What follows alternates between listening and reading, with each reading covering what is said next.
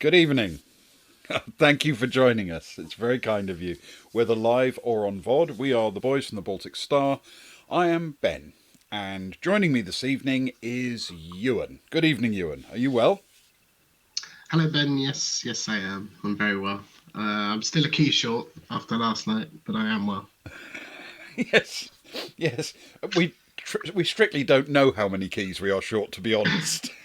Well, yes, that's true. But I spent most of my day looking for at least one. Yeah, I yeah. couldn't find I completely understand. It is it it is a tragedy that we will never know how close we came to winning. But then that's what makes them have replay value, I guess.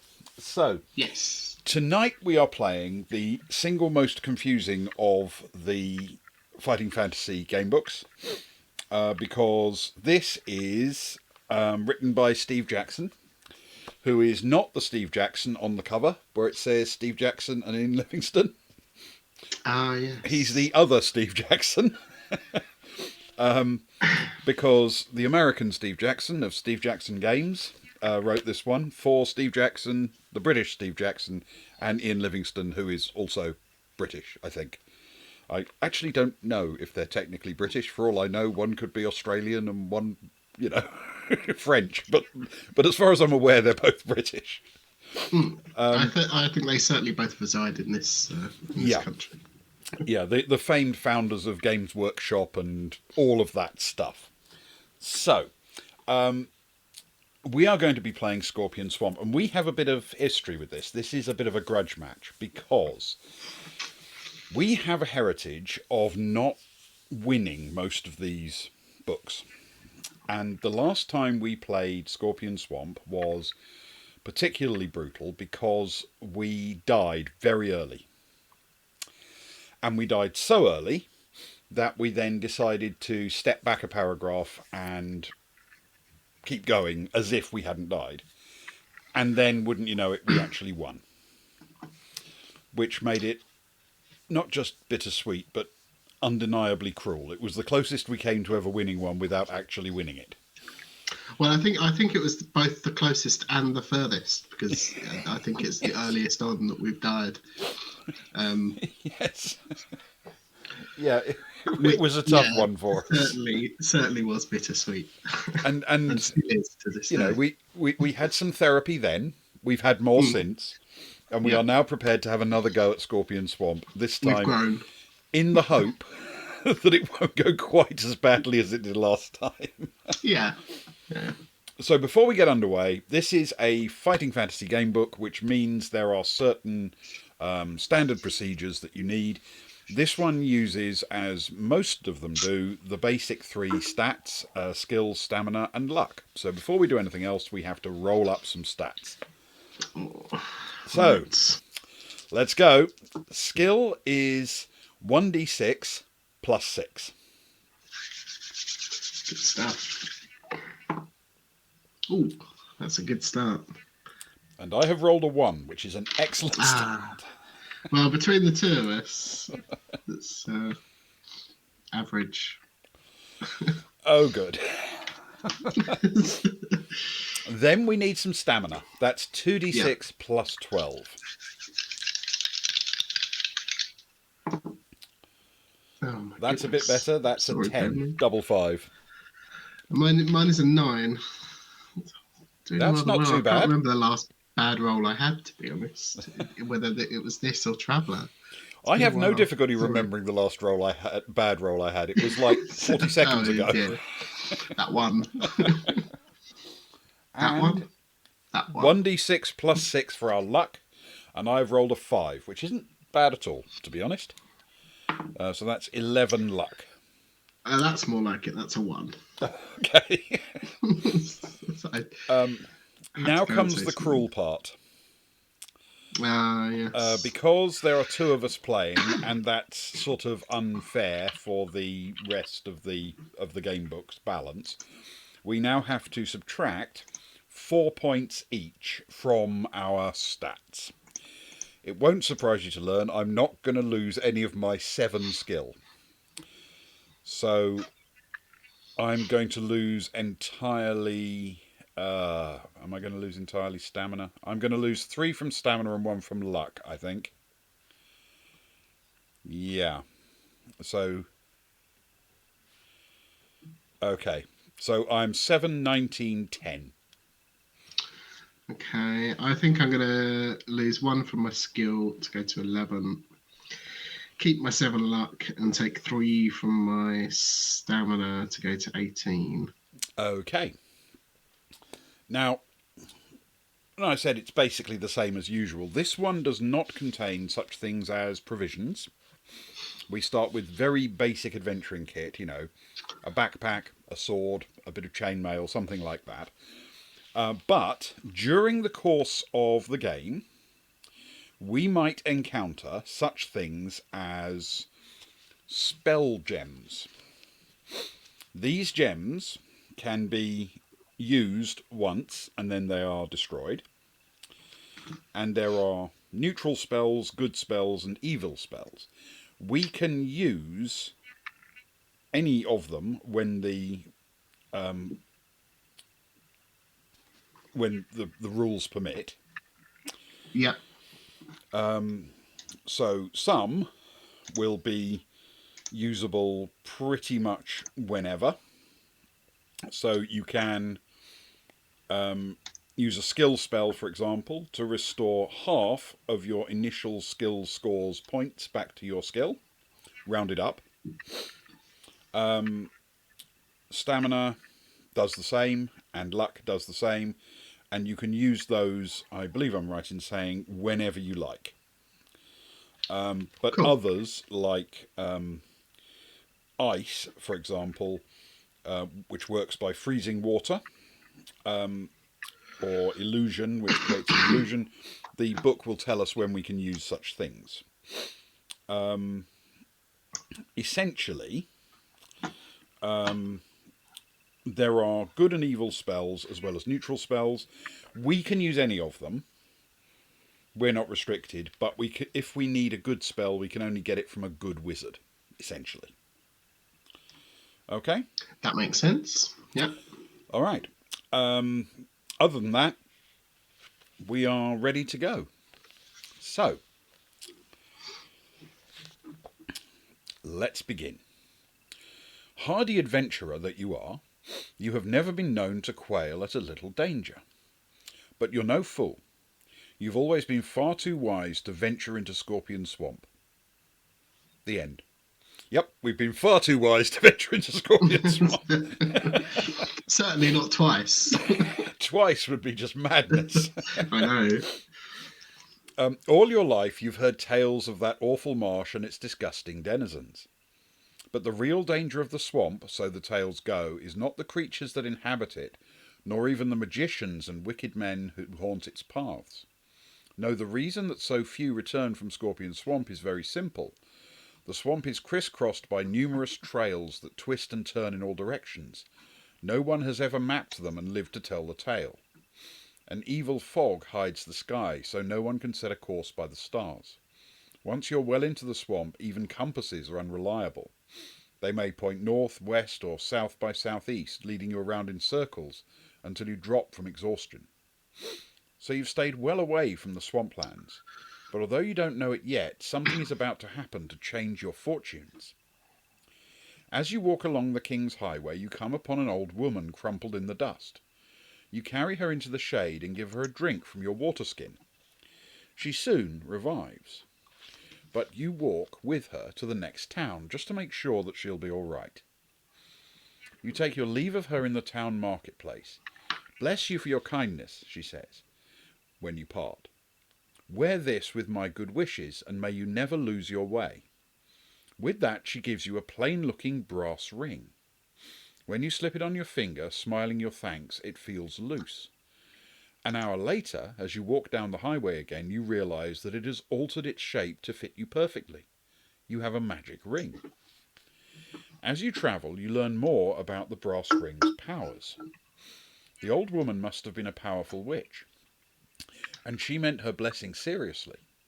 While you are wearing the brass ring, you will always know which way is north.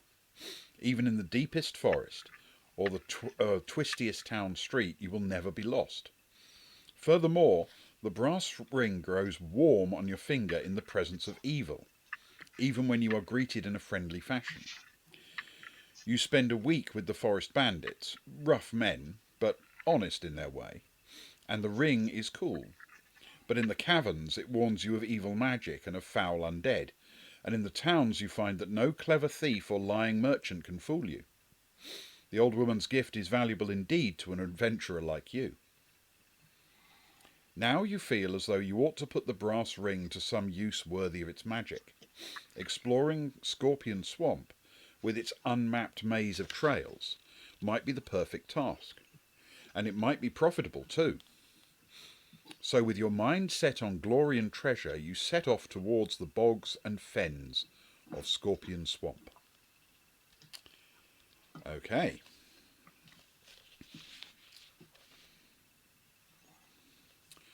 The path that you must travel is a long one, for Scorpion Swamp lies to the far west of the kingdom. As you travel, you have many experiences that a less seasoned traveller would call adventures. To you, fighting orcs and goblins, defying evil wizards and slaying giant wolves are all in a day's work. As you travel farther west, the mountains around you turn to hills, the hills to plains, and the plains to damp lowlands. You know that Scorpion Swamp cannot be far away. When you enter the little town of Fenmarge, no one finds you remarkable. Many travellers pass through here. Your sturdy helmet and sharp sword indicate you are a fighter not to be trifled with, but this is not uncommon. But when, sitting in the local tavern, you announce your plan to explore the swamp, the listeners are dumbfounded. They cluster around you, pushing back the battered benches to make room. The swamp, they tell you, holds the bones of many such as you. Not only is it trackless and infested with vermin, monsters and starving bandits, but a group of wizards calling themselves the Masters have recently claimed Scorpion Swamp for their own. One of them, a big burly man escorted by 2 great grey wolves, visited this very tavern last week. He didn't say much, they tell you, but he didn't seem the sort to welcome trespassers on his property. As the conversation continues, you realise that the villagers are sure you will die in the swamp. We can't let you go, they say. One even makes so bold as to put his calloused hand on your shoulder to restrain you as you start to walk out the door. So, our first decision. We can challenge them for their impertinence, or politely explain that we are determined.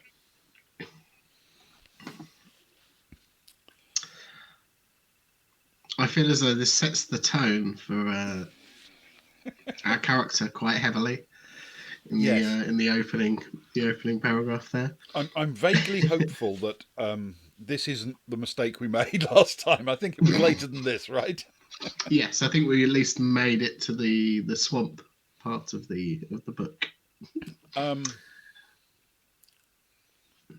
So challenge them or politely explain. I mean, by nature, we're a politely explain kind of group, aren't we? Yeah, I would say so. I'm not against going against our nature, but No. I would say that's the obvious. You know, they're just trying to look out for us. And they weren't. I mean, so far, there's no indication these people have been remotely anything but kind and friendly. Yeah. Makes sense. So let's try politely explaining that we are determined. We shall turn to 95 then.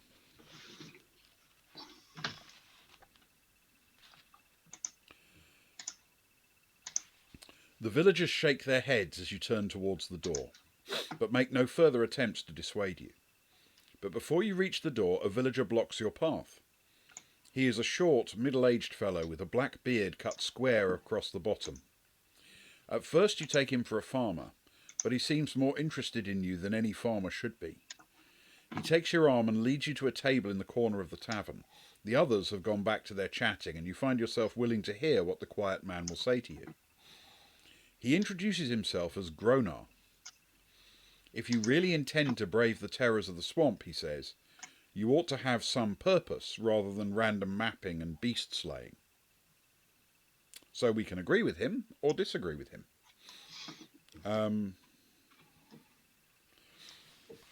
This feels a bit like a sort of quest thing.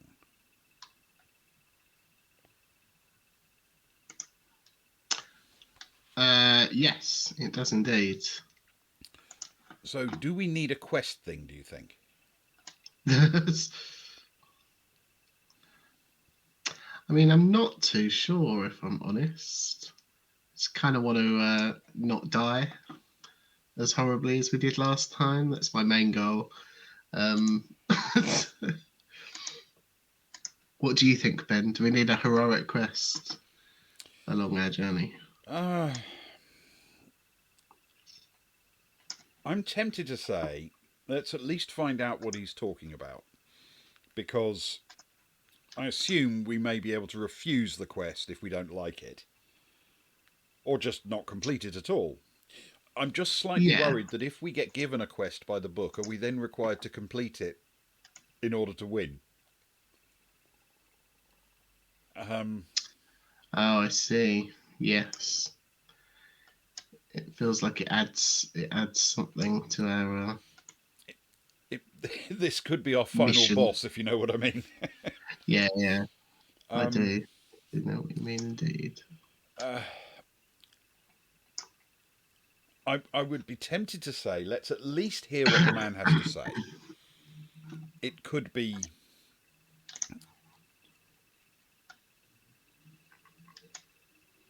It could be a way to get some help, for example, if he says, you know, if you'll look for a thing, then I can point you in the direction of a guy with some magic to help you or something. Yeah, I mean, I think it would be hit pretty harsh for it not to give you an out after having a conversation. Yeah. With someone. Okay. Well, let's try to agree with him then, and see if he's actually going to lead us up the garden path. Yeah. Okay. So we will agree with him and turn to 240. Wonderful. You agree with Gronar. Your journey would be much more interesting if you had a mission to accomplish as well. He nods. There are 3 men in this village now, he tells you, who cannot go into the swamp themselves, but each one has need of a strong fighter willing to venture there. The first of the 3 is an old wizard devoted to the cause of good. He stops to quaff a long draught from his mug. If you want to hear him out, turn to 205, and if you want to interrupt him to say that you will serve only good, turn to 155. Serve only good. I'm not sure that sounds like us, does it? Serving only good. Well, I mean, I think it's a subjective term, really. there certainly are many grey areas. Yes. That is a remarkable tavern you've drawn, by the way. Ah, thank you very much. I mean, I suppose the question is, do we just say, we'll serve only good and do it, or do we hear what the other options are? Because there are apparently 2 more people. Yeah. Well, let's at least hear one more, I think, and get a gist for where this is going. Sure, okay. And then make a decision there before the final one. And turn to 205. Yeah, if the next one is neutral, for example, we can always bail after that if we choose to. Want to hear him out, turn to 205.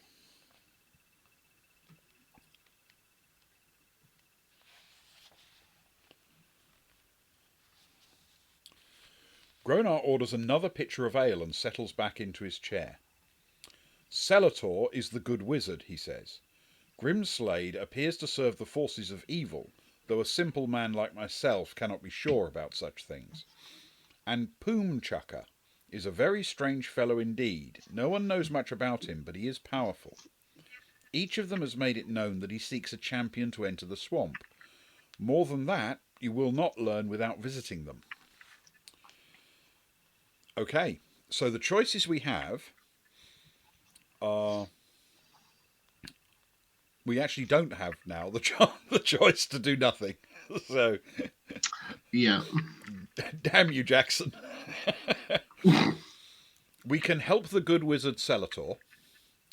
Risk aiding the forces of evil if the prophet is right and visit the sinister Grimslade, or take our chances with the mysterious Poomchucker.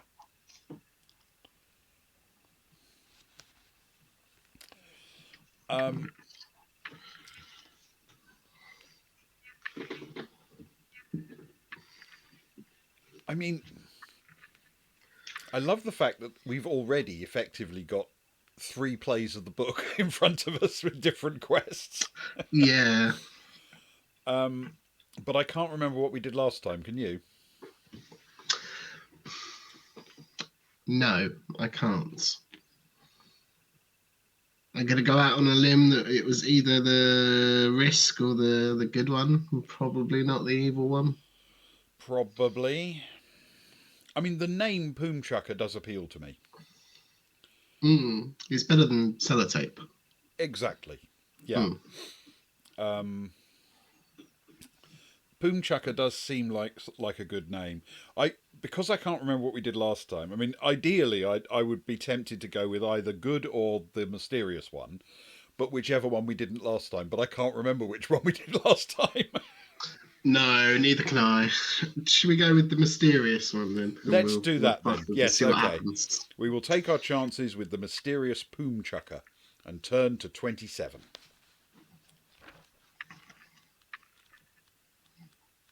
I shall make a note. Gronar tells you to seek out Poomchucker in the village market. As soon as you enter the tangle of streets and shops, you are lost. How? We've got this ring thing. Anyway, you ask for directions several times, and eventually a group of laughing young boys escorts you to a large house on the edge of the market. You knock on the door, and it's answered by a goblin. Not a goblin warrior, like those whom you've fought, but a goblin serving girl. She escorts you to a library, where Poomchucker sits. He is one of the oddest men you've ever seen. Very tall and immensely fat, with an elaborately braided beard and bright red skin. You tell him your story, and ask if he's looking for someone like you. Yes, I am, he rumbles. But what makes you think that you can live in Scorpion Swamp when so many others have died there? If you tell him about the old woman and the brass ring you wear, turn to 2. Or if you simply smile and say you're a skilled fighter, turn to 173.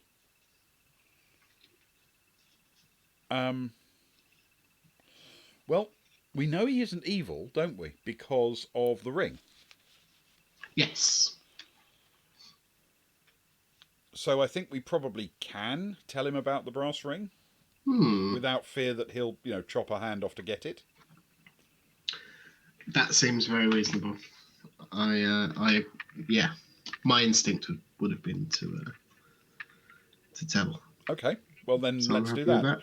If it's our first thought, it was both of our first thought apparently. We will turn to 2 and see if this is in fact how we died last time. I seem to remember we did actually make it into the swamp, so probably not. Yeah, I think it was a couple of choices in the swamp, from my memory. He is fascinated by your story. Rising heavily to his feet, he walks to a small table on which a globe is standing. He spins the globe and it opens, revealing a pile of gold coins. Poomchucker smiles as your eyes bulge. Will you sell it to me, he asks. I will give you 100 pieces of fine gold. We can accept his offer or turn him down. Well, I'm feeling very strongly we will not accept his offer if we're going to make it through Scorpion Swamp. Yeah, it feels like it will help. I mean, it's hard to say. I don't know what 100 gold coins can buy in this economy, if I'm honest. That could be enough to live off for the rest of our lives, in which case, maybe. But yes, no, I agree. So we have to turn him down. Yeah, in trying to help us get through the swamp, to move things forward narratively in the book. Yeah. It feels like a good. So we have to turn him down and turn to 173. This could be where we died, of course. From here on out, anyway, anything could be the point at which we died. It really could. He gives a deep rumbling laugh, and you are certain that you see the bookshelves quiver. He's not at all offended by your reticence. In fact, he's now convinced you are the fighter he needs. I will tell you my secret, he explains. I am not a wizard at all, but merely a merchant from another land. I've brought many powerful spells and artifacts. Thus, people believe that I'm a mighty magician, and I let them think so because they treat me with more respect. You ask what Poomchucker wants in Scorpion Swamp. Information, he replies. If I had a map of the path through the swamp, I could send caravans through and save weeks and weeks of time in my trading. If you can bring me a map showing a clear path to the town of Willowbend on the north side of Scorpion Swamp, I will pay you half the money that I saved during the first year. You realise that this could amount to hundreds of gold pieces, but you're still wisely cautious. If you're not a wizard, what magic can you give me to help me survive the swamp, you ask? He laughs deeply. I told you that I buy many magic spells. Each of these gems here will let you cast one spell. He spills a box of glittering gems onto the table. You may pick any 5 to take. I do not think you should need that many, but I am generous. Okay. We turn to the magic spells section in the front of the book and pick any 5 spells, but we can choose only from the neutral list, because that is the only sort of spell that Poomchucker has been able to buy. Okay, so we need to pick 5 spells from the neutral list. So, the neutral spells that we have available. Okay, there are skill, stamina, and luck spells. Each of them are worth half your initial score rounded up. Yep. When you use them. Fire, which will set one medium-sized object, such as, say, a torch, on fire. The more inflammable the object, the better the spell will work. Mm-hmm. Ice. The spell works by freezing water into ice, and it works best where there's already water to be frozen. Or illusion, which will let us create one small, short-lived illusion. If we act in a way contrary to the illusion will cease to fool anyone and will be dispelled. So, skill, stamina, luck, fire, ice, and illusion. Those are the neutral spells. We get to pick 5, and presumably we can pick multiples of one or another if we prefer. Yeah, I guess so. Otherwise, it's just which one don't you want to take? Exactly, yeah. So, I'm with Sparrow on the basis that I think ice will be more useful than fire in a swamp.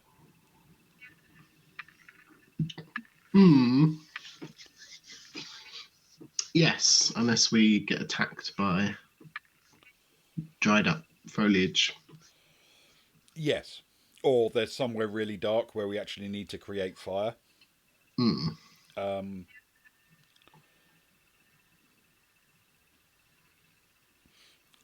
Okay. I'm tempted to say, between us, we should probably have a stamina one. Yeah. Because whichever of us, might need it urgently at some point. And I'm tempted to say we should have a luck one as well, just in case. I don't know how big luck's going to be in this game, but, maybe. Having only 7 luck, I agree. Yeah. So we'll take at least 1 stamina, at least 1 luck. Yeah. So the question is, do we take one of each of those? Because I've got pretty good starting luck. 10 is my current luck. And actually my stamina's not awful either. I'm on 19. But my stamina's going to go down quickly because I've only got skill 7. So I'm tempted to say, how about we take a stamina, a luck, which either of us can use when we really need them. Yeah. Which would allow us 3 more spells. We can actually take 1 fire, 1 ice, and 1 illusion. And an illusion. Yeah. Yeah, that makes sense, I think. Okay. If you're happy with that,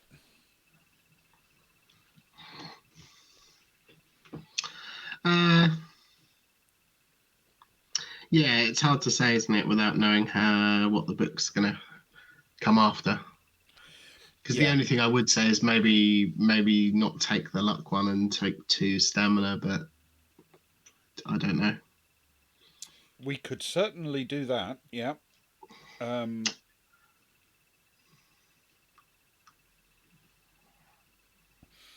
because it is often the case that if you're unlucky, it costs you stamina, if you know what I mean. Yeah. Um, yeah, maybe, because sometimes, I don't know this book, of course, not well enough anyway. Sometimes you get luck points for doing things, don't you? Yes, we have done in the past, definitely. So, how And about. I mean, I just think that that's essentially the thing that is keeping us alive. It's Yes, may your the stamina root never cause fail. of the thing. Okay, Yes. I'm with you on that. So, 2 stamina, and then the fire, ice, and illusion are all going to be narrative spells. So, there's going to come a point where potentially, if we don't have one of them, we can't do a thing. Yeah, that makes sense. Okay, so 2 staminas, a fire, an ice, and an illusion. I like it. Okay, Got a good feeling about it. I feel extremely optimistic about this. This will work brilliantly. Okay, so you shake hands with Poomchaka. His grip is surprisingly strong, and the Goblin Girl takes you downstairs. You walk through the busy market and across Fenmarge towards the swamp. Your quest is this: find your way north across the swamp to the town of Willowbend and return to Poomchaka with a map. Turn to 9 to start your journey. Okay, I don't know if a map's an actual item or if we merely have to make it to Willowbend and then we're done, because we'll have mapped it, if you see what I mean. Yeah, But I'm yeah, sure yeah. that will become clear. You are on the southern edge of Scorpion Swamp. Thanks to the brass ring, you will always know which way is north, but you must still make a map. You decide to map each path that you follow and each clearing you enter, so that you will know which way to go if you return to a clearing. You quickly find a path heading north into the swamp. A huge sign, crudely painted on a boulder, reads, "Stop! Scorpion Swamp! Turn back!" A skull and crossbones completes the grisly picture. Bravely you stride past the warning and enter the swamp. You can see that it would be foolish to step off the path into the muck, so you follow the trail where it leads. Turn to 195. So maybe 195 is our first actual clearing. Mm. Possibly. Yes. You are in clearing 1. I have vague memories of this now. All of the clearings are numbered. We are in clearing 1. That's Cool. paragraph 195. Actually, this is no more than a wide spot where 3 trails meet. The ground is very shaky and wet, and huge insects flit over the pools of water that dot the ground. If you want to step carefully across to another trail, turn to 58. If you'd rather just jump over the soft part, turn to 91. Um, Hmm.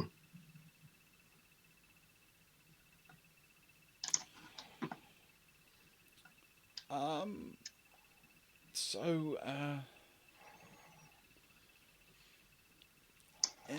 the. Yes, I I have agree no recollection if this is entirely. how we died. I completely agree, Ben. um,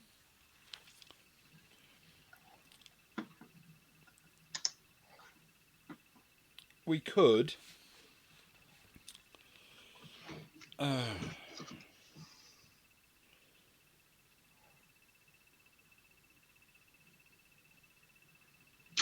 Step carefully across or jump over.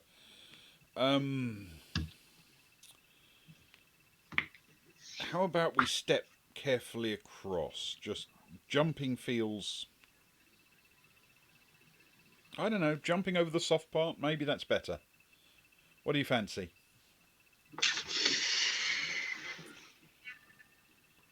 Mm, let's go with your first instinct. Let's step gently. We will try to step carefully. This could be a very fast end to the book. We will turn to 58 and step carefully across to clearing 1, or ish. Oh, no. This is going brilliantly. I have lost the ability to count.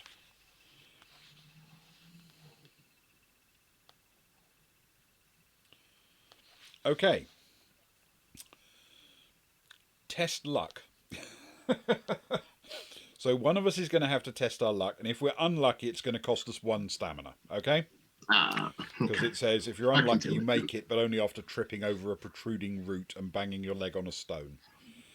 So, are you going to be odds or evens? You're usually odds. If you don't mind, Ben, I will be odd once more. Do not mind at all. Perfect.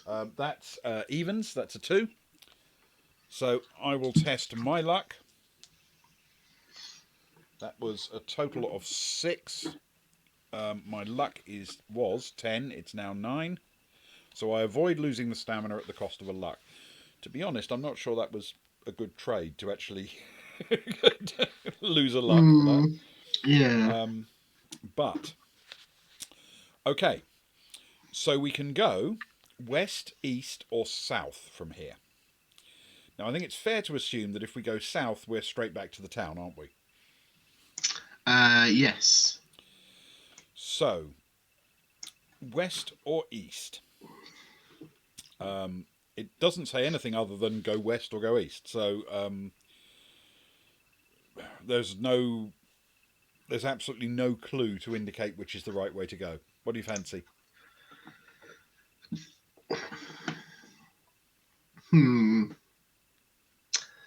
Uh,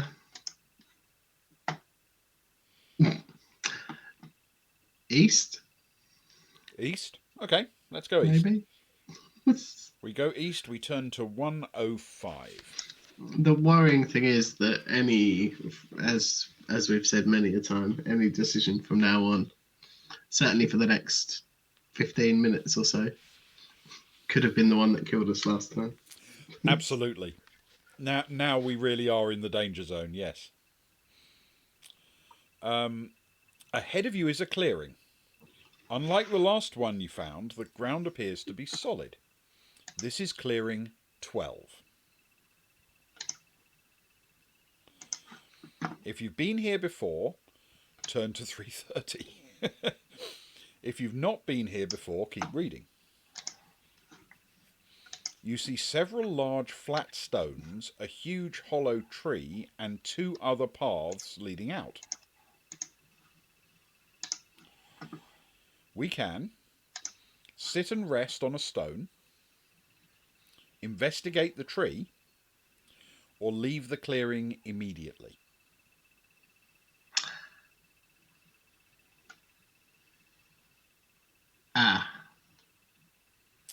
Yeah. So here is the basic problem with this set of choices. It isn't giving us any hints as to what it is. Yeah. I'm just trying to remember if there's any value to... Because at a certain point we came to the conclusion that there was a problem with natural doors. Yes. And I'm wondering if this is the moment where we discovered that that was a bad idea. Yeah, I vaguely remember a log. I think there was something with a log and reaching inside of it, maybe, or sticking our heads in.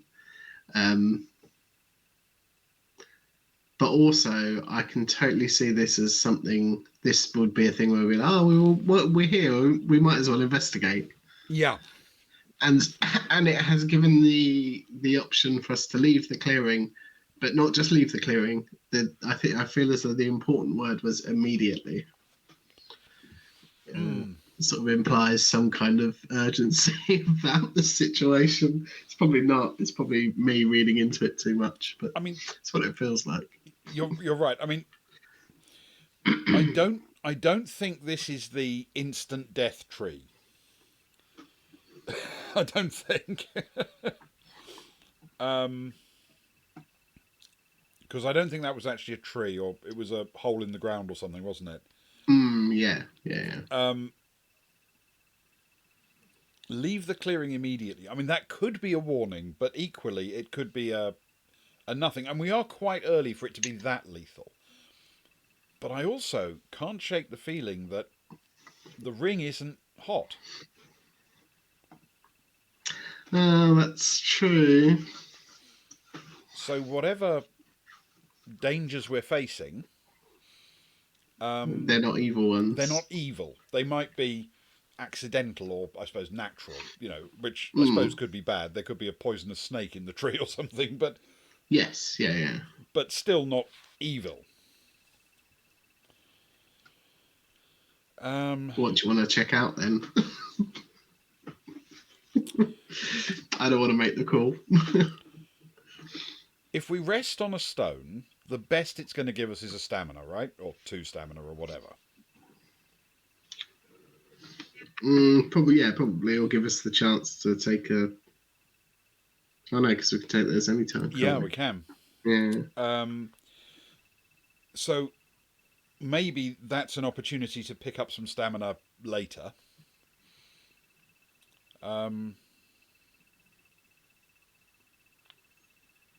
I think maybe the right thing to do is either, flee or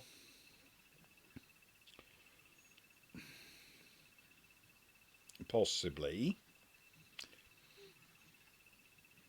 Oh, come on, let's investigate the tree before we go, at least. Okay. All right? I'm with you. Okay, Yep. we'll investigate the hollow tree and turn to 55. We will find out if this is terrible or brilliant. Warily, you step over to the tree. Before you reach it, a rank odour warns you that it is the den of some large animal. You step backwards as an enormous bear pokes his shaggy head out of the hollow tree. We can run away or fight the bear. I mean, it's a bear, not a monster.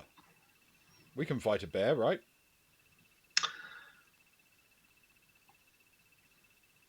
Yes. Is what Ewan would have definitely have said if we hadn't have died really early on in the last time we played through this book.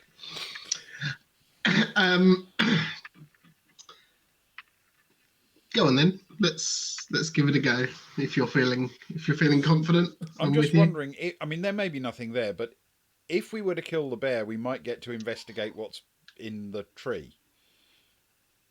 And if a bear's living in the tree, then there can't be anything that lethal there, right? Not to the bear, no. Not to a Certainly bear. not. No. Okay, let's fight a bear. We'll turn to 200. I mean, this could be a very short adventure.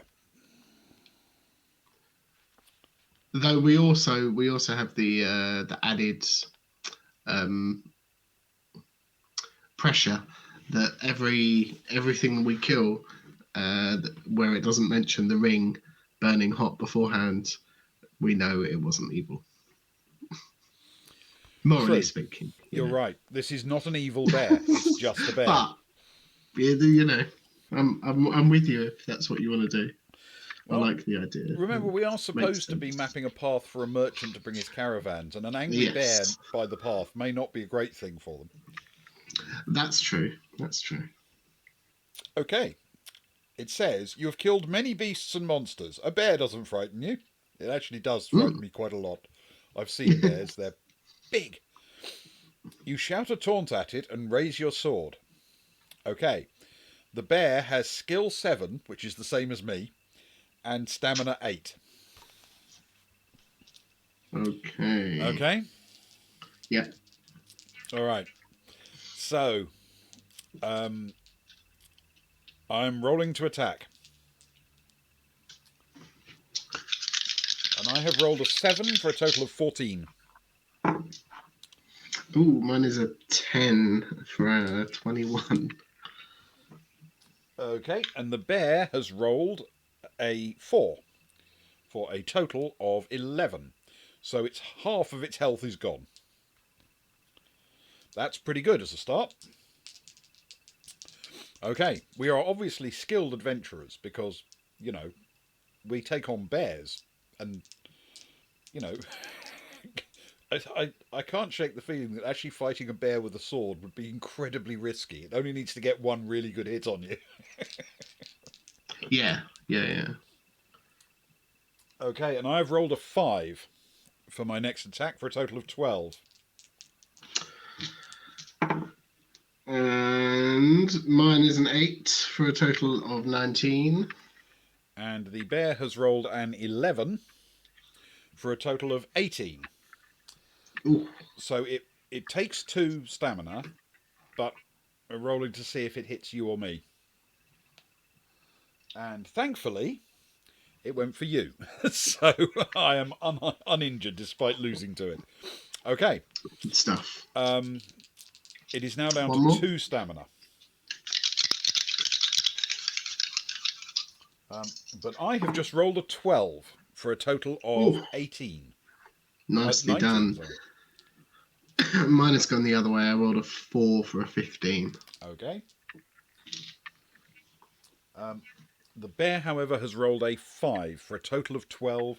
We have obliterated the bear. We have killed it, and we can turn to 69.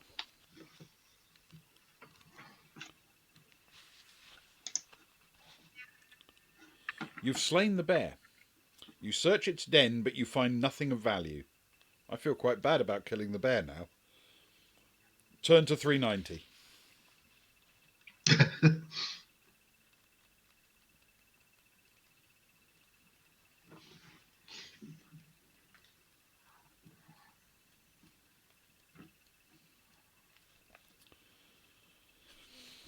Okay. We have a choice of 3 paths. They all seem rather swampy and hazardous. We can keep going east, we can go west, or we can go north. Well, we came from the west, We did. which So doesn't mean we can't go back that way, but. do we keep going east, or do we turn north, basically? Which we have to do at some point. Yes, ultimately, the village we're aiming for is to the north.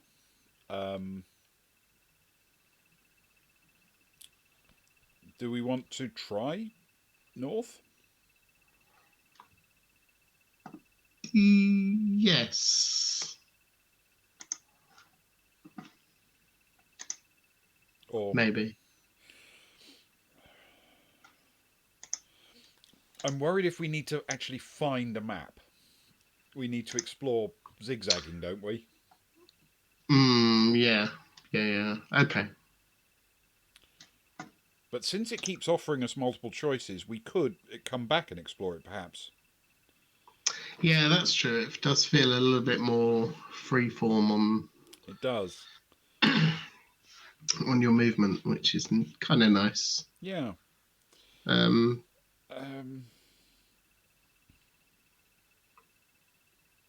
well, let's go east then, if you think, Okay. and we can. If there's multiple choices from that way, we can Yeah. potentially come back. We will go east and turn to 209.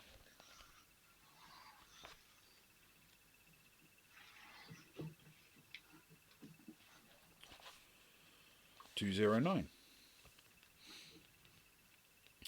You continue to walk eastward for some time. Ahead, you see a clearing with a small pool. You are at clearing 25. If you've been here before, turn to 168. We have not. So this is clearing 25.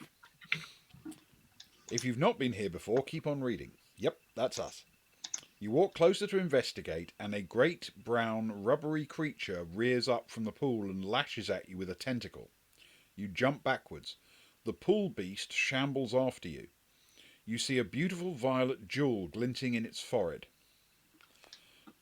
So you can understand, this is the pool beast. It is in fact the cover art for the book. Ah, nice. It is a substantial, angry thing full of teeth and tentacles. Okay, so we can run away, attack with sword, or cast a magic spell. I mean, my temptation is to say attack with sword, because I mean ice might do it, perhaps might freeze it in its pool, but it does say it's shambling after us, so maybe not. Or an illusion. But yeah, possibly. But attacking with a sword feels more route one. Yeah. It's quite early on to be using up one of our 5 magic spells. And we might need it for actual utility, you know. Yes. So, okay, on that basis, let's try attacking with sword. Because running away, if we end up having to come back and forward through this clearing, running away is never going to help us. So yeah, let's attack with sword. Turn to 82. Yep. This could easily be where we die.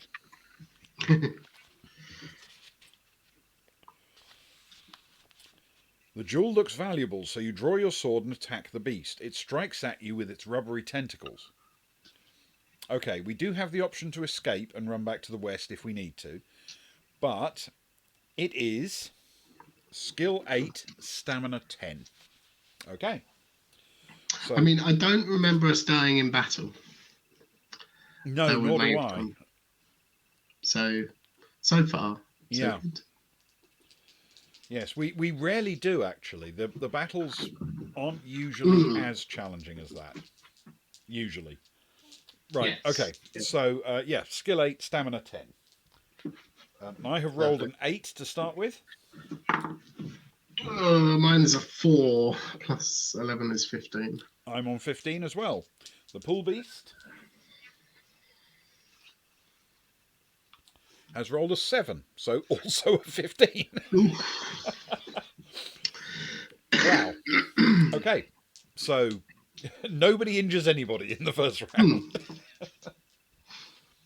I've rolled a 2 for my next roll. Oh, that's not good. A magnificent roll for me. Mine is a 10. And the pool beast has rolled a 5. So you hurt it, and it might hurt you or me. It's rolled a 4 for who it hits, so it has indeed hit me. That knocks me down to 17 stamina. Okay.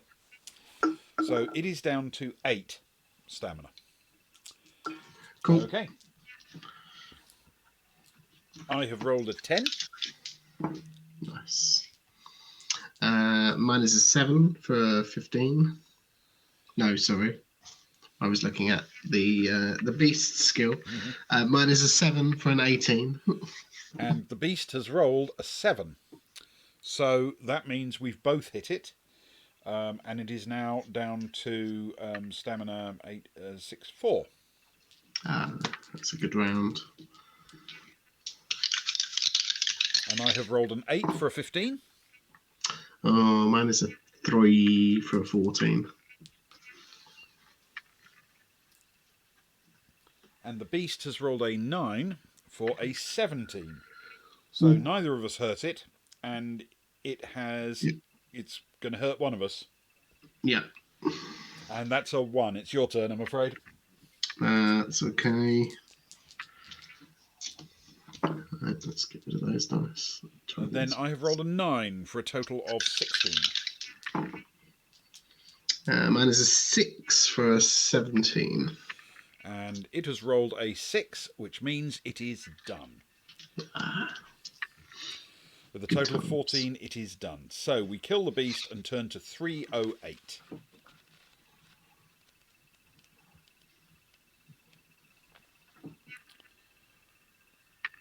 At last the pool beast is dead.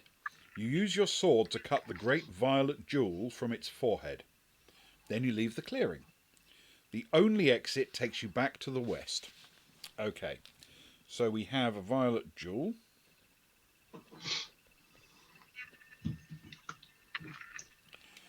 That's good.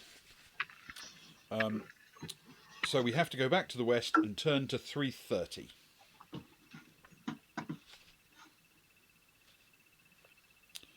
You're in the clearing with the great hollow log.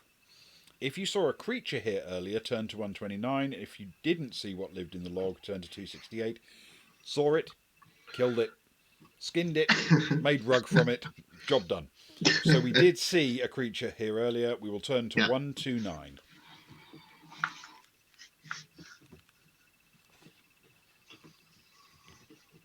If you killed the bear, turn to 268. If you ran from it, 181. We killed it, 268.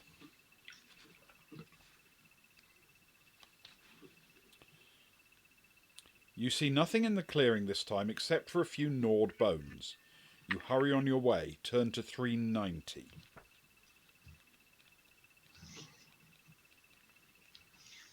God, that was a lot of different passages just to give us some direction options, hopefully. So, you have a choice of 3 paths. They all seem rather swampy and hazardous. We've literally been at this paragraph before.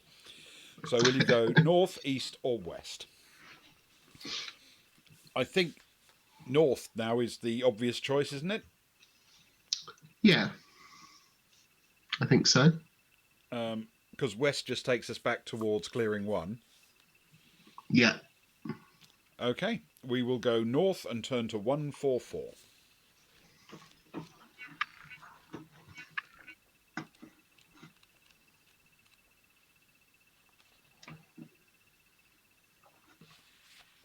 Okay.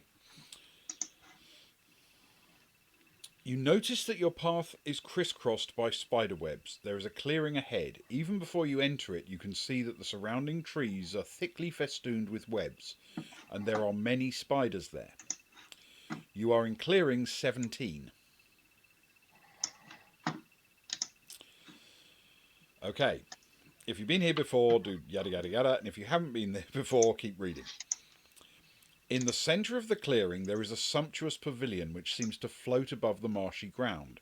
It is silver grey and it shimmers like woven spider silk. Seated in the pavilion is a tall man. His thick beard and eyebrows are white, and his robe is silver grey as his tent. Around his neck hangs a gleaming silver spider amulet. You know that you are in the presence of the master of spiders.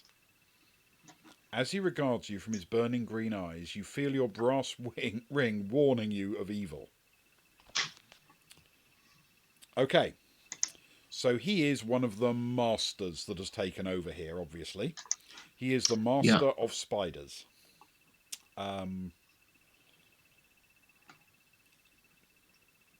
Yeah. That doesn't seem like a fun thing, to be honest. No, it definitely doesn't. It definitely doesn't. I mean, why... Did we... Sorry, go on. I'm just wondering, if you were going to be a master of something living in a forest, why couldn't you be the master of beer? Or the master of really well-grilled trout? I mean... Squirrels. Master of squirrels, yes. Yeah, your own squirrel army. Yes. I always loved that line from Squirrel Girl. The superhero with all the powers of a squirrel and all the powers of a girl. Yeah. Brilliant character. Anyway, sorry. I digress. You're not wrong. You're not wrong. Okay, so we have choices. We can cast a magic spell, we can attack him, or we can talk to him in a friendly fashion. There is no Run away. Mm. Is it just me who thinks this could be how we died? No, I'm with you, Ben. I'm with you. Um, I don't know what the option is. I mean, spiders' webs definitely burn, right? They really do. You're right. But we might have thought that last time. Yeah. Yeah, it's possible. It's definitely possible. We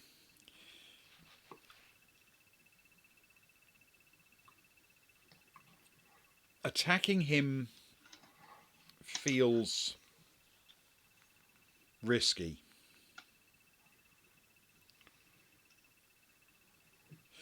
You see, I know this is a bit gamey, but imagine that one of the quests you have to do is to meet all of the masters. Potentially. I don't know who would offer that, but potentially. Yeah, I'm with you. Possibly the evil wizard, maybe? Yeah. And if so, maybe you're supposed to talk to him. That's a Mm. possibility, right? Did we ever find out how many there were? Did it give us a number? I don't think so. I don't remember that, to be honest. So, Just some. Mm. the problem is he's evil. We either attack him or we cast a spell. Uh, Because if we talk to him and he's evil, we're going to be treating him like he's a regular person, but he's an evil person, right? yeah, I mean, unless there's something else here that's evil. But you're probably right. I mean, I don't know this to be true, but I'm assuming the spiders themselves aren't intrinsically evil. They're just spiders.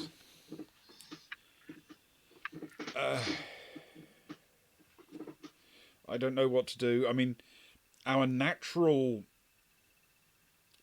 indication would be let's talk to him because we talk to everyone. Mm. But it says talk to him in a friendly fashion, and he's evil. That feels weird to me. I'm also worried that because we're the kind of people who would talk to everyone, that might have been what we did last time. Yes. And Sparrow doesn't seem keen on the talking thing. He might be able to enchant us if we talk to him unguardedly. That's true. Is that what happened last? That could have been what happened last time. I don't I'm know. not sure. Okay, so we've ruled out talking. Do you think we have a spell which is worth using, or is it still too early? Do we go with swords? I mean, I would be tempted to say fire is probably a reasonable call. Yeah. Except that I'm worried that fire might be narratively useful rather than just in combat. Yeah. I wish we had a sort of hurt the bad guy spell that we knew we could use and waste whenever it was convenient. Yeah. DiMaggio's fire. Exactly. Dragon killer. Yeah, that thing. Yeah. Super useful.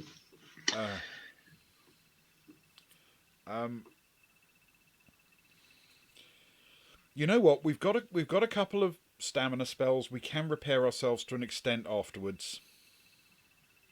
How about we just wade in? Okay. I'm happy with that. Okay. So that's 26. Right. This could be terrible, bad news, and we could be doomed because this could easily kill us outright.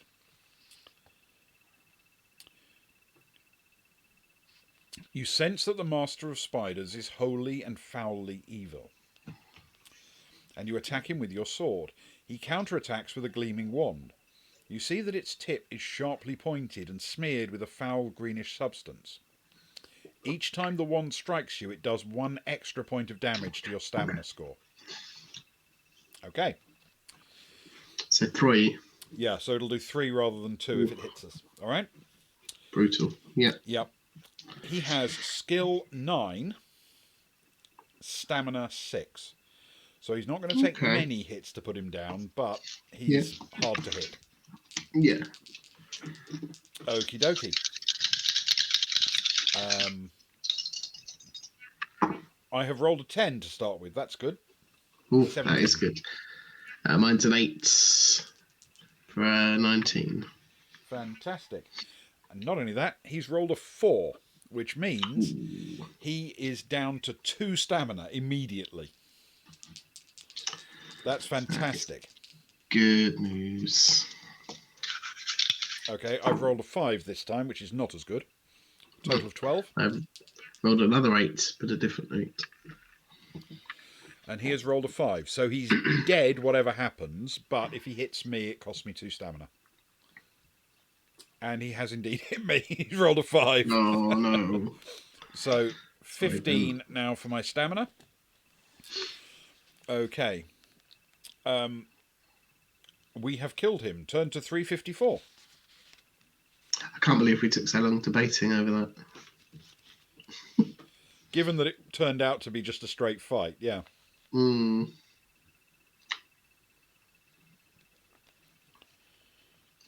Although, that being said...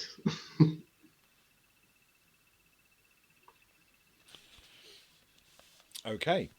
Withdrawing your sword from the body of your evil foe, you sigh with relief, but all around you the spiders are lurking. They start drawing closer and closer. You bend down and take the spider amulet from the body. When you pull it free, a spark seems to jump from it. Suddenly the body bursts into flames. You leave hurriedly. Behind you the flames are spreading, and you hope they will wipe out the evil spiders as well. Turn to 165. Okay. That's encouraging. Yes. There are only 2 exits from the clearing. We can go north or south. So south, I assume, is back to 12. Yeah.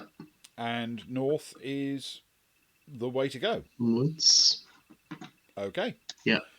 We will go north and turn to 388.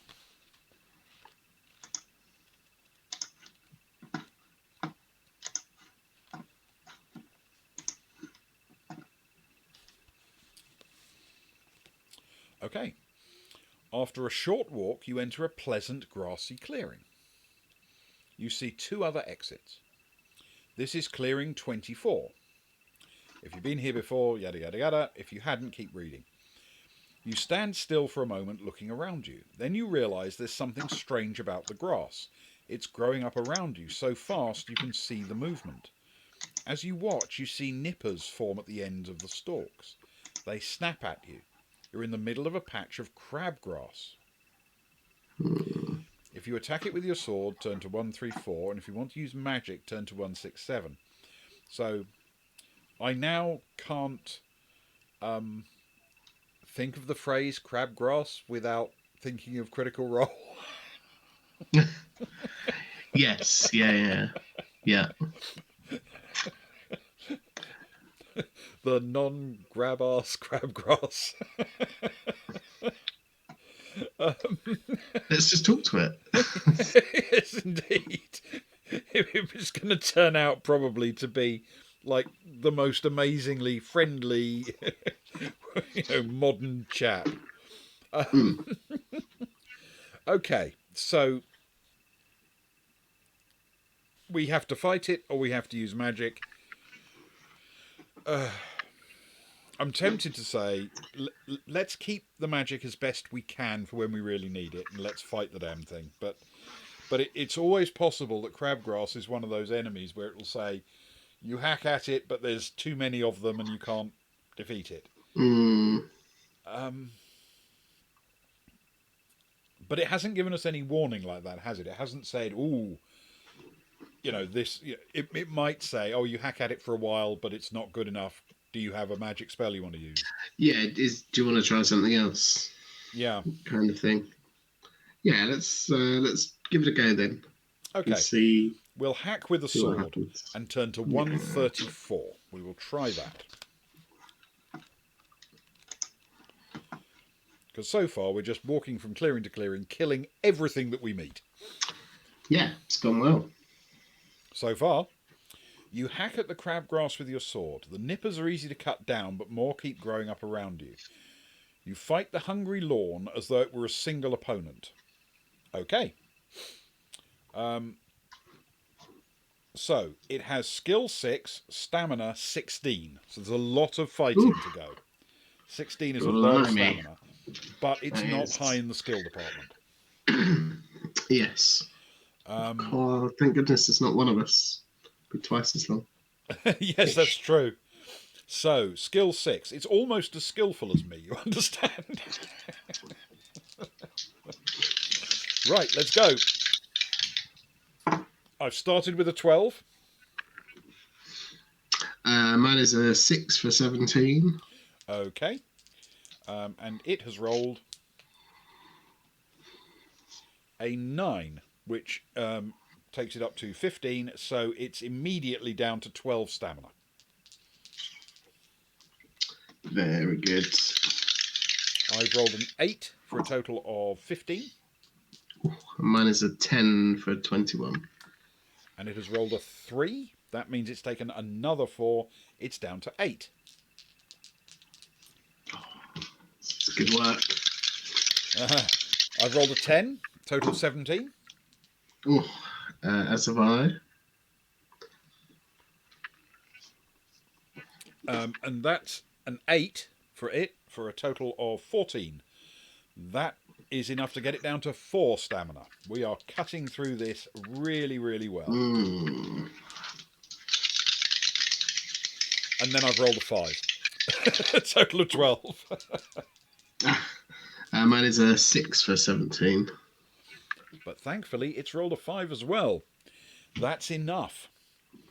We cut through that stuff like it wasn't even there. That's tremendous. 4 rounds to knock off 16 stamina. That was impressive. Right, we cut down the crabgrass and we turn to 81.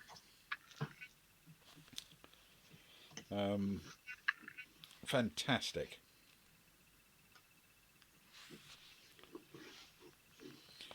You've destroyed the crabgrass. You have no doubt that it's dead.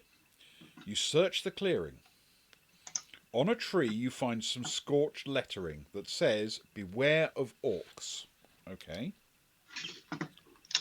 Beware of orcs. Good advice. I'll make a note of that.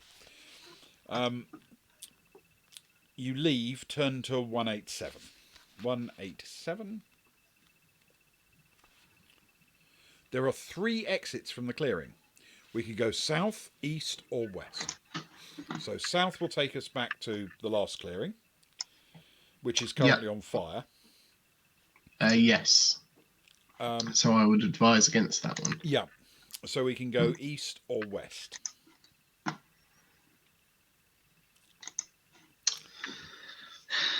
Well, I'm tempted to say east because we're kind of on the east side of the main path, if you know what I mean. Yeah. Assuming we came in at the middle, then we are on the east. Yeah. So I'm thinking, what if we try and sort of explore east on the way up to the village and west on the way back, or something like that? Yeah. Unless, of course, we get to the village and it tells us that we've mapped it out, and then in which case we just need to pick a route home. Safe. Yes. Yeah. But yes, yeah, no, that makes sense. Okay, so let's try east. That's we a good idea. 290.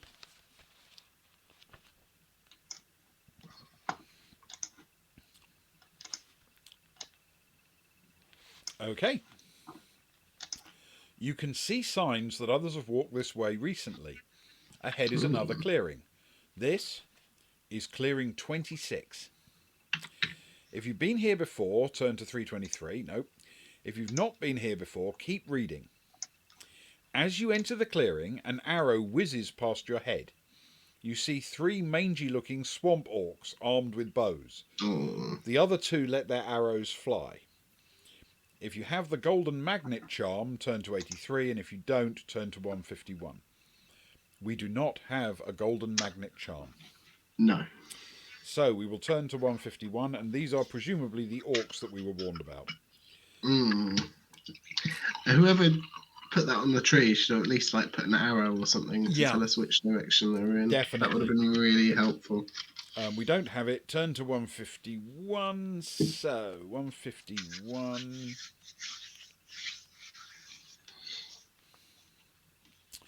You dodge to the side. One arrow misses you, the other nicks your arm. I'm afraid we lose a skill point. Actually, it should only be one of us, shouldn't it? I'll roll the die for which one of us. Yeah. It's me, sadly. Oh, sorry, Ben. So I lose a skill. That's not ideal. That is really not ideal for me. My skill is now 6. Okay. We're going to attack with sword, or use a magic spell, or run for life. These orcs need to die.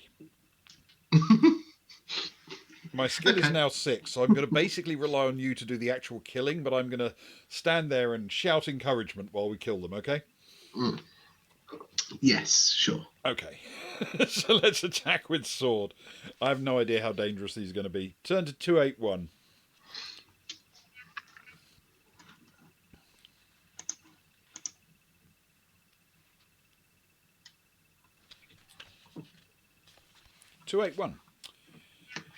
You charge the swamp orcs. They're surprised at your bravery, but they drop their bows and grasp their own weapons. You're fortunate they're not skilled fighters, because they all attack you at once. I should point out, they say they're not skilled fighters, but the weakest of them is exactly as much skilled as I am. Okay, they all attack at once. So, each swamp orc has a separate attack on us each attack round, but we have to choose which of the 3 to fight. Okay. Yeah. So the way... So our defense roll counts against each of them. Yeah. I mean, they but actually we can only say... attack one. Yeah, what they actually say is you have to roll separate sets of attack and defense for each set of the thing. But if we did that with 2 of us against 3 of them, it would be chaos. So yes. We'll use our normal approach, with there being one who just gets a free hit if he rolls above what we've done already. Okay? Yeah, so that makes sense. Would you like the first, second... Well, let's do the first and second swamp orc first and let the third one have at us while we're fighting them. Yeah, okay. So would you like the first or the second one as your chosen swamp orc? I shall take the second. Okay. Yes, Ben. The second swamp orc has skill 7, stamina 7. Okay. Cool. Right, and mine has skill 6, stamina 7. So away we go. I've started with a 7 for a total of 13. He's rolled a 6 for a total of 12. So he's down to 5 stamina. The bad news is I've rolled a 3 for a total of 14. This does not bode well. And the orc has rolled a 6, though, for a total of 13. Okay. And the third swamp orc, skill 6, has rolled a 6 for a total of 12, which is not quite enough to injure either of us, I don't think. Okay. Right. Round 2. I've rolled an 8, total of 14. Oh. He's rolled a 7, total of 13. So he's down to 3 stamina. My roll was a 4. This is not going so well. Ooh. A total of 15. And the orc has rolled an 8 for a total of 15. Okay. And you'll be So pleased to we're- know the other swamp orc has rolled a 3 this time. Not enough to hurt either of us. Very good. Okay. Right. Round 3. I've rolled an 11. Very nice. My opponent has rolled a 6. Fantastic. He is down to 1 stamina.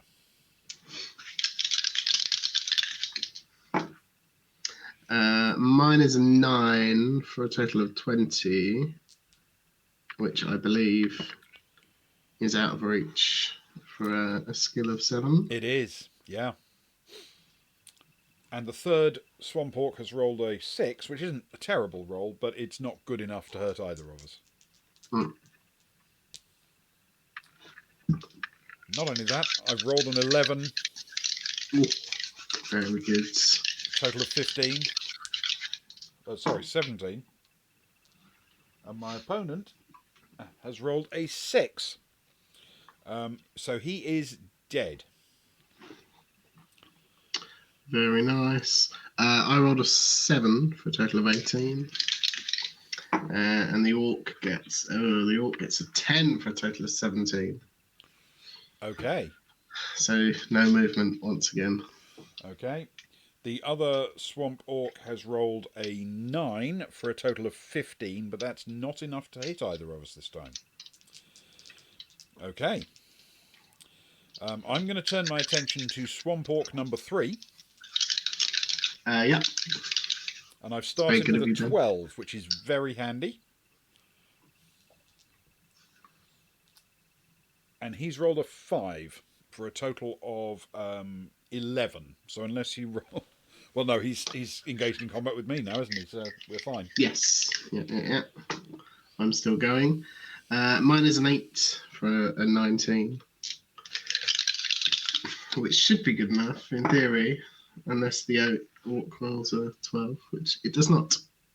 It rolls an 8. So it goes down to 1. Fantastic. Right. You said I'd be doing all the killing then, but actually, almost the opposite of that. So Yeah, far. you say that, but I've just rolled a 4 for a total of 10. And my opponent has rolled a 7. So I've immediately taken 2 stamina damage. Oh, that is a 6 for 17. Okay. And would you believe it? The orc rolls a 10 for a total of 17. Wow. The third time. I've rolled an 8 for a total of 14. And my opponent a 5. Throwing your dice on the floor. Which is enough to knock him down to stamina 1. Mine is much better this time for 9 for a total of 20, which I believe is good enough. Excellent. Right. The remaining orc has current stats, skill 6, stamina 1. So we're both going to unleash on him. I've rolled a 7. Oh, would you believe it? Now I roll a 10. And he's rolled a 6. So we unleash 4 points of stamina damage on his remaining stamina point. Okay. If we win, turn to 135. Yes, indeed. 135.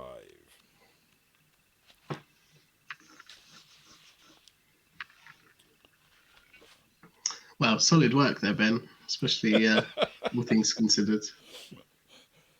You search the bodies of the dead swamp orcs. Their weapons are of poor quality and their provisions are too disgusting to touch. However, one of them has a few gold pieces which you add to your store, and another one has a crude map. Comparing it with your own, you soon find your present location, but learn little that is new. However, directly to the south, there is a picture of a frog with a crown over its head. Turned to 309. Hmm. Okay. King Frog. So gold pieces. Doesn't say how many, just some gold pieces. It does also tell us, though, that we're making a map as we go, That's true. which is That is good. potentially useful How does it know information. this about us? However, directly to the south there's a picture of a frog with a crown over its head. Now I'm wondering if that's the clearing we've been to with the swamp monster in it, the pool fiend or whatever. Oh, yeah, potentially. Which is to the south of 309 us. is our destination. Okay. 3 exits from the clearing. We can go north, south, or west.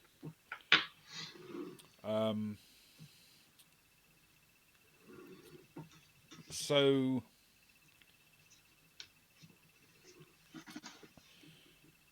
I'm tempted to say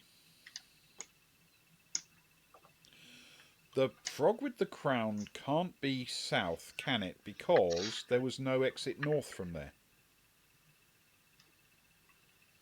Oh, yeah, there was only one exit. So there could be another clearing in between. Yeah. Which there doesn't have to be, obviously. My map is nowhere near to scale. I mean, maybe But the maybe the frog with the crown is the master of frogs or something. yeah, maybe. That feels quite akin to the Master of Squirrels. Could be. But Yeah. certainly not out of the realms of what you would expect to find in this place, going off of the Master of Spiders, I suppose.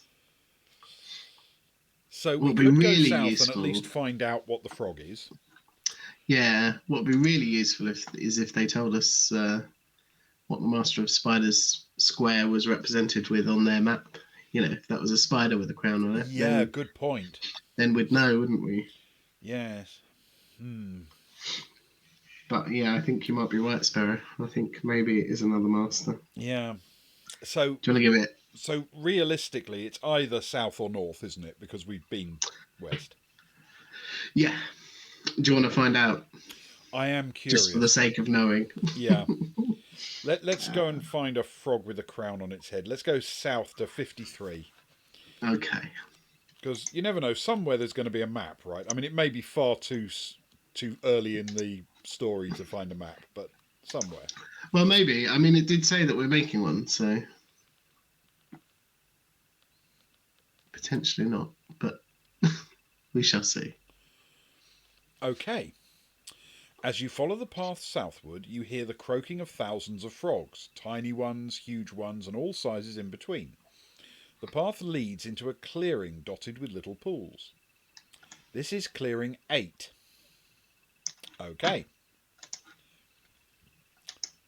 At first, all you see is a number of huge mushrooms.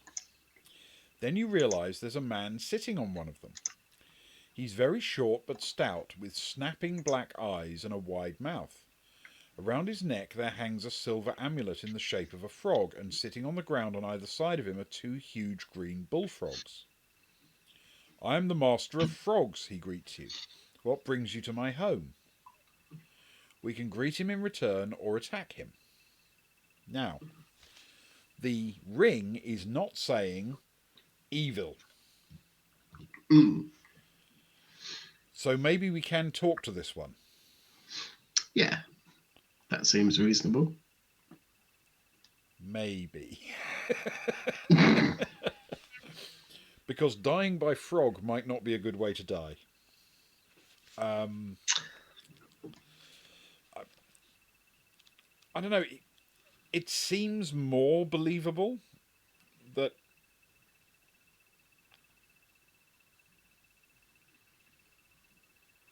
This person might not be evil. yeah, if he's Well, not they're not actually evil. evil. And they have greeted us. They have.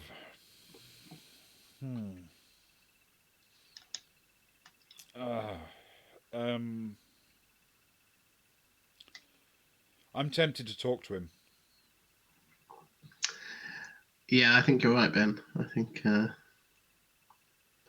think that's a good way forward with this one. Okay, if this is the wrong choice, it's the wrong choice, but we will greet him in return and turn to 13. I'm a fighter on a quest, you reply.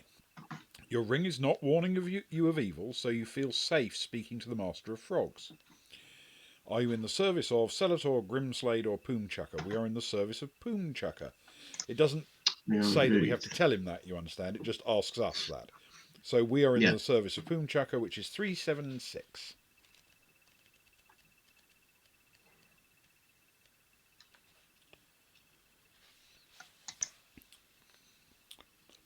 You tell him that you're only trying to get to Willowbend and back. A look of surprise appears on his froggy face. Willowbend lies far to the north and west, he says. You seem like a nice sort, though, so I will tell you something. Do not follow the will-o'-the-wisp, or your life will be forfeit. Now, good day. I have work to do. Abruptly, he vanishes. His frogs croak loudly and hop away. You look around the clearing, but find nothing at all. The only path heads back to the north. You turn around and head back to the place where you met the swamp orcs. Turn to 323. Okay. That's some good advice. Okay. 323. Okay. So I need to make a note of do not follow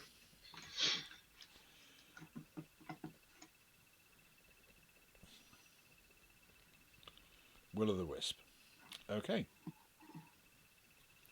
Fair enough. You're in the clearing where you met the swamp orcs. If you slew them, turn to 309. Okay. Yep. We turn to 309.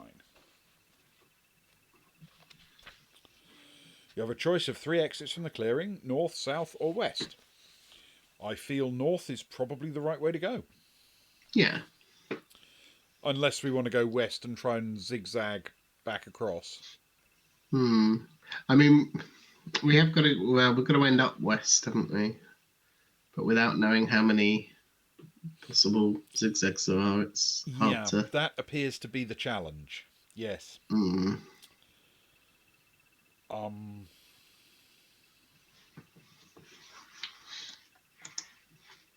I mean, I don't think we've got any information to go off, have we? It seems 50-50. We're either going to be right or wrong, I suppose. Yes, you're right.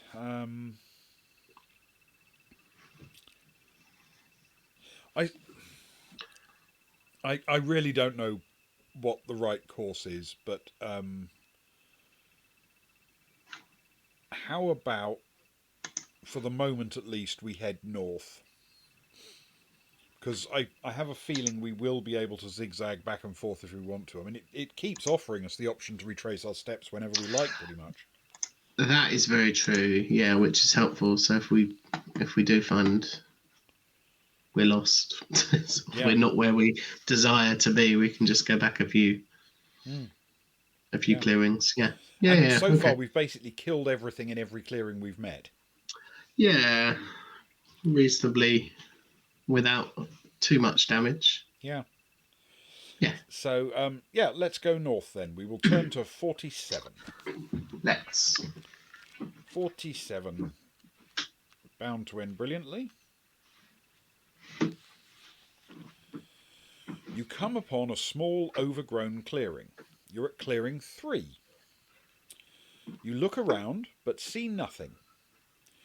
There are 3 exits. We can go south, east, or west. Interesting. That is interesting.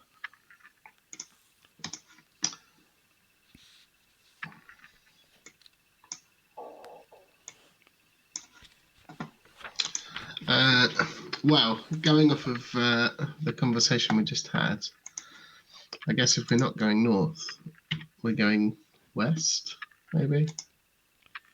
Yes, possibly.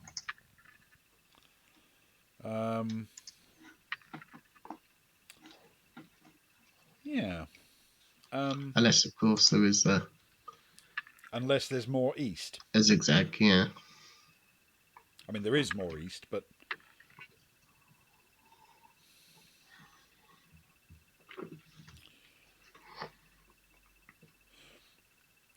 one way or another, we're going to end up in the northwest, aren't we? Yes.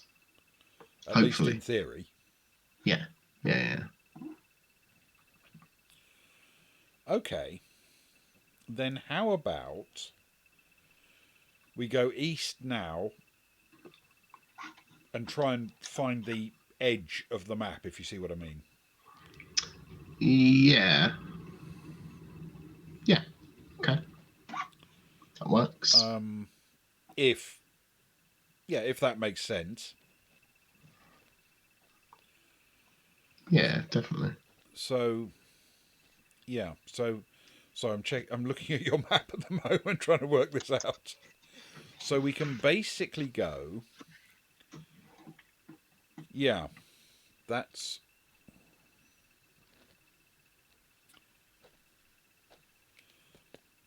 Yeah, let's try east and see if this is the as far east as we can get. Then we'll at least know the scope of it, won't we? Yeah. Yeah, definitely. We'll have one limit. Yeah, that would Well, be handy. two, but yeah. Yes, we already know basically where it ends south, at least in this Yeah. part of south. So let's do that. Yep. We will go east and turn to 31. Cool. Oh, shot past it.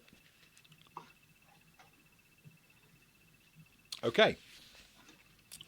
As you walk along, you sense that you're far to the east of the point where you entered the swamp. You wonder if you've taken the right paths. Suddenly you step into a grassy glade. This is clearing 21. Okay. So this is clearing 21. Yeah. And if you've been here before, yada yada, if not, keep reading. There is a crystalline pool in the middle of the clearing, with an inviting sandy beach on one side. There are no other paths leading out. Okay. So essentially, we can leave and go back to the west, or we can watch for a while for danger, or we can drink from the pool. Now, maybe it's just me, but I feel that when it says watch for a while for danger, or drink from the pool, the obvious thing to do is drink from the pool. Well, I mean, I suppose the option is that potentially there isn't any danger there, but there will be later. So if you watch for danger, it'll That's what I'm eventually show up. thinking. Because, if he's offering us that, then there's got to be a reason for it. And it says the pool is nice with an inviting sandy beach to one side, maybe we should watch for a while just in case. Yeah, I mean, predators never eat where they drink, do they? No, famously. No, I mean, animals never kill each other anywhere near watering holes. I mean, you're absolutely right. Famously, things like crocodiles stay far away from places where people bend down to drink. Yeah. Well, there's saltwater ones do. Yeah. But sorry. After that aside, what you thought your thoughts? I'm basically Ben? torn between watch a while for danger or have a drink. Yeah, we'll have a drink. Yeah, I mean, it could heal us, or what am I after? A couple of points of stamina wouldn't go amiss. It must be said. Mm-hmm.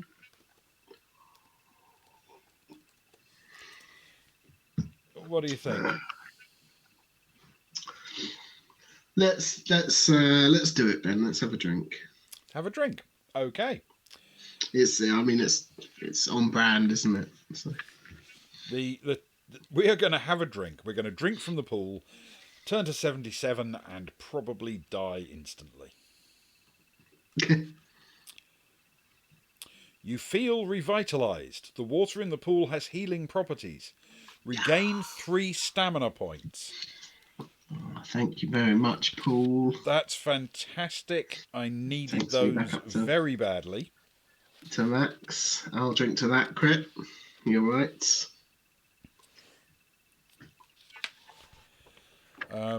Okay.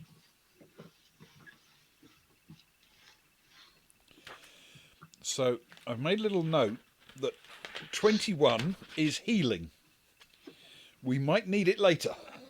Oh yeah, I suppose in theory we could just come back here all the time. Presumably, yes. I mean, I don't Maybe. know if it's, that thing where it says, have you been here before? Yes, So that's it true. may not let you do it again, but we can at least try, can't we? Yeah. So we leave But and go those are back to the always west and turn to 47. nice. That's always good to hear at the beginning of an entering a new area, though, because you know you're not immediately going to die. There must be a way out if you've been here before, Yes. which is handy. Okay, well, essentially we're back in clearing 3, and the only way to go, really, is west. Yes. So we turn to 118.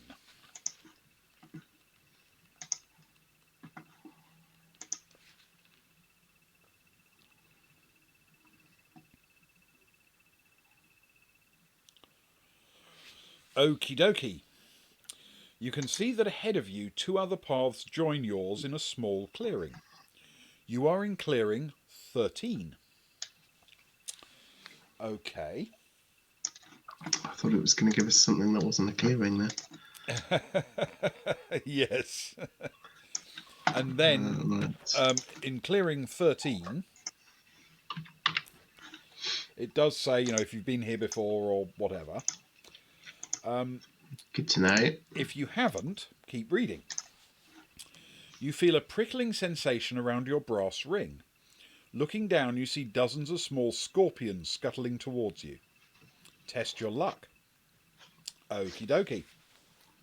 Right, we need to work out which of us tests luck. Yeah. That's a 3. It's you, I'm afraid.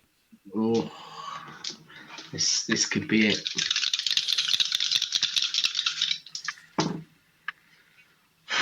That is a 10. My luck is 7. Okay, we are unlucky and turn to My luck is 182. now 6. 182. This could be it. Sorry, Ben. Okay. Before you can react, the scorpions swarm onto your boots and up your trousers. They begin to sting you. Roll 1 die and lose that many points of stamina. Angrily, we leap over the rest and leave the clearing. Okay. So we each need to roll 1 die and lose that many stamina. Okay? Okay. Thankfully, I rolled a 1. Mine's a 4. But luckily, we found that pool. Otherwise, yeah, true. I'd have been in a bit more trouble. Yes. Yeah. Okay. So, yes. That's... Okay, I've made a note that's where the scorpions are. So they give the swamp its name. That's good to know. Right. Oh, yeah. We've met the namesake. We leave the clearing, turn to 319. 319 is definitely a good number. I feel good about 319. Nice. Hurriedly, you choose an exit. North, east, or west. Oh. Well, the fact that there is a west is interesting. Because that might lead somewhere useful. But north is probably where we ultimately need to go, isn't it? Well, actually northwest, so I don't know which. Yeah. Or whether it makes a difference. Yeah, no clue. Maybe if we go west, we'll at least begin to see how far west the map goes. Yeah, that's true. And to be fair, it stops you from having to scroll up on your OBS. That's also true. Yes. so, so you sold it to me. So let's do that. We will go west and turn to Yeah, 66. cool.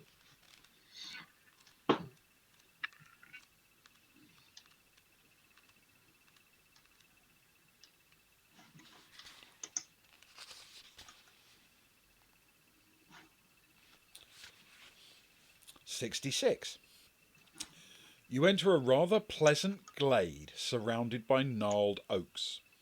You are in clearing 9. If you haven't been here before, keep on reading. Leaning against a tree eating lunch is a small, cheerful man in dark clothes. His food is in a picnic basket. He has no visible Ooh. weapons except for the knife with which he's cutting his cheese. He notices you standing there and hails you. "Good day, fighter. Will you share my meal?" As he speaks, you feel the brass ring grow hot, warning you of evil. You realise this man is a thief.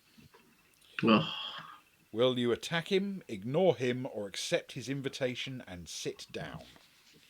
Well, I'm tempted to say, if he's evil, actually evil, mm. then we are allowed to, kill him, right? Yeah. Uh, maybe. It's a grey area, but I'm certainly more open to it than I would be if they weren't evil. I also feel as though, at this point we can take them. I'd be inclined to not eat anything that an evil person gave us. I certainly don't want to accept his invitation and sit down. That's bad. Mm-mm. So we either just march on and ignore him. But you see, there are several reasons I'm not keen on that. Perhaps the most important is we're still not aware if we're going to have to be backtracking through this area. That's true, yeah. And I would rather leave as far as possible no monster of evil behind as we go. Yes. Leave no evil behind. Yeah. I'm not wild about the fact we left those scorpions alive, but at least we know where they are. Yeah. And we're aware of them for next time. Yeah. Yeah, sure. Let's have at them then, shall Let's we? have at him. We attack him and turn to 267, and we're about to find out how bad a decision this was.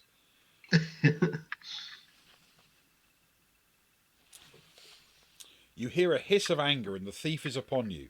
He has only a dagger, but he fights viciously. There is no escape option with the thief. Okay. He has, and I, hate to put it in such simplistic terms, quite big stats. He has skill 10, stamina 9. Oof. And I should point out, my skill is currently 6. So, away we go. I have rolled a 3. He's definitely beaten me. I have rolled an 8 for a total of 19. And he has rolled a 9 for a total of 19. Oh. So, he's tied with you, that means, right? Yeah. He's rolled a 6, which means he's gone for me. So many ties this game. So, yeah. So that means I'm down to 13 stamina. And we go to round 2. I have rolled a 6 for a total of 12. Mine is a 4 for a total of 15. And he has rolled a 10 for a total of 20. Oh, no. And he's rolled a 1, which means he's gone for you this time. Yep. Which takes my stamina to 12. This time I've rolled a 9 for a total of 15. Mine is a 7 for an 18. And he has rolled a 2 for a total of 12. So he's down to He's lost 4, so he's down to 5. Okay. I've rolled a 10. Total of 16. Nice. Mine is another 7. An 18. And he's rolled a 10 for a total of 18. And thankfully he's gone for you. So no damage to anyone this round. Cool. I have rolled an 8 for a total of 14. Mark up another 7 for me. A different 7 for an 18. Please. And he's rolled a 7 for a total of 17. So you've hit him, knocked him down to 3 stamina. Mm-hmm. And thankfully, he rolled a 1. He's gone for you again, so he didn't hurt me. That is good news. And I've rolled an 11. Mine is a 6 for a 17. Oh, God. He's rolled a 9 for a total of 19. So I'm afraid he's going to hurt one of us. Yeah. That's a 2. So he's hurt me this time. God. My stamina is currently 11. This is discouraging. Okay. I've rolled a 10 for a total of 16. I too have rolled a 10, which is good news. And he's rolled a 4 for a total of 14. So he is down to 1 stamina. Very good. And I have rolled a 10 again for 16. Mine is a 7 for an 18. And he's rolled an 8 for 18. Whoa. And he's rolled a 1. So going after you again, no harm on any side. Okay, this could be bad. I've rolled a 2 for a total of 8. Oh, no. What are the chances, Ben? Mine is also a 2. And he's rolled a 5 for a total of 15. Which beats me. And he's rolled a 1 again. I'm sorry. So it knocks you down by That's 2. okay. I got away with it last time, so it makes sense. And that's a 10 for me. Total of 16. Mine is an 8 for a 19. And he's rolled a 3. He is done. So the thief is finally dead. 386. I mean, I went into that thinking, oh yeah, we can definitely take them. Turns out, more powerful than the Master of Spiders. Yeah. Okay. So the body of the thief lies at your feet. He was not as quick and clever as he thought he was. You examine his pack.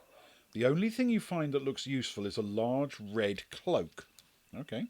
Ooh. A red cloak, which you may add to your own possessions. Munching a bit of cheese you took from his picnic basket, you continue on your way. Okay. And I think that's actually a good time to break for the evening and resume next time.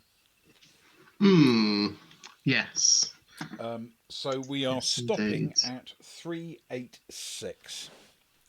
I will make a note. 386. And take a photo of the map so far. 9. Excellent.